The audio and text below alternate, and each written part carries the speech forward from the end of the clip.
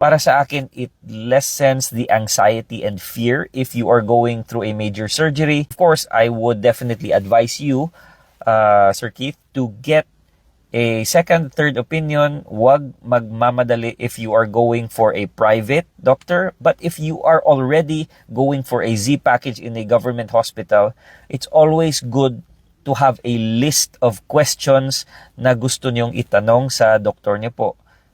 Questions like these, like the Z package, like the physical therapy, anong preparation kailangan gawin. But for a private patient, getting a second, third opinion is very important.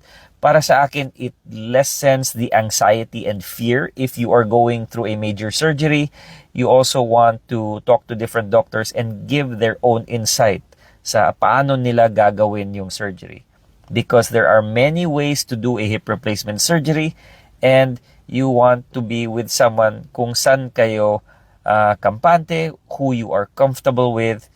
And I hope also na before any surgery, alam nyo na you need to be ready not just sa physically but also mental preparation, a lot of spiritual preparation and prayers also for number one is really aligning with the family. Before any major surgery, kailangan lahat ng pamilya ay nagkakaintindihan na this is the best option. Ito yung kailangan ng pasyente, yung surgery.